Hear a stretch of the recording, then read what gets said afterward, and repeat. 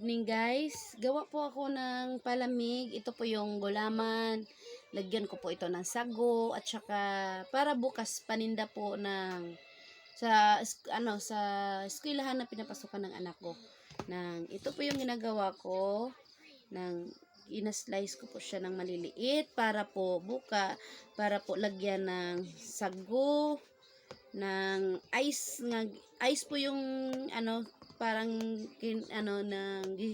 scratch, parang ganon. Tapos nilalagyan ko po ng chocolate condense at saka mga iba't ibang mga flavor para magustuhan ng mga anak ng mga bata sa school. Tapos yung halaga po nito na binibenta ko na 5 piso lang para ma-afford lang po ng mga bata.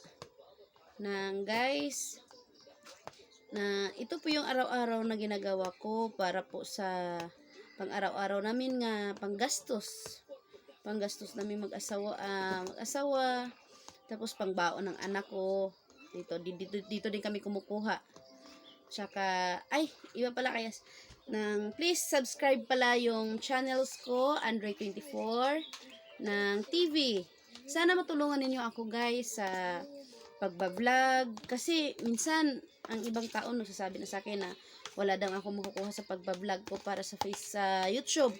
Tapos sinasabihan nila ako na mga iba't ibang naman masakit na mga salita, pero hindi ako tumitigil kasi hindi naman sila nabibigay sa akin pang araw-araw kaya ito nagsisikap ako para sa ito po yung kulay green. Sago din, din ito, gulaman, nilagyan ko po ito ng condense para matamis. Tapos nilagyan ko ng konting asukal para pagtikim ng mga bata, medyo matamis na siya. Tapos bukas, lagyan ko ng sprinkles, tapos lagyan ko din ng mga marshmallow para sa toppings. Tapos, bukas ipapakita ko sa inyo kung paano ko gagawin, paano ko magtinda, tapos sa kantin. Hindi pa po siya kantin kasi hindi po siya kantin ng school. Bali nandyan kami sa labas. Kasi hindi pa yung nagbubukas ng kantin pinapasukan ng anak ko. Next week pa daw, 15 days daw bago magpasukan. Kasi hindi pa kasi nililinis, marami pa daw dumi, kaya doon muna kami sa labas nagtitinda.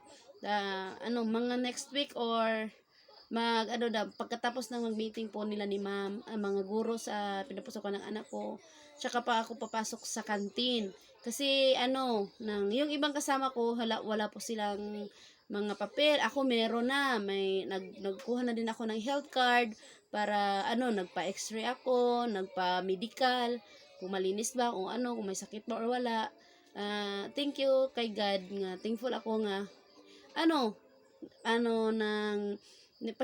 negative po ako, tapos nakakuha ako ng yellow card para sa ng health card school.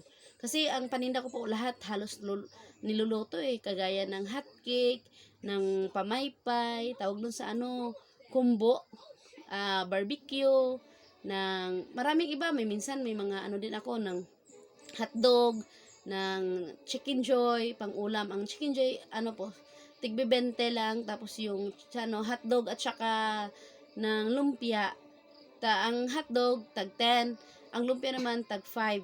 Kasi yun lang ang ma-afford ng mga anak dito sa probinsya namin. Kasi bukid kasi kami, nasa bukid na parang probinsya talaga yung lugar namin, kaya minsan nga naawa ko sa mga bata. Kasi minsan nagsasabi nga, tita, pwede na lang pahingi kasi wala akong ulam, ganun. Kaya binibigyan ko. Kahit konti lang, at least nakatulong ako sa mga bata. Thank you guys. Please subscribe sa Andre24 sa my YouTube channel. At saka thank you din sa araw-araw ninyong pagsuporta sa akin. Sana soon may kunting kay YouTube. Thank you.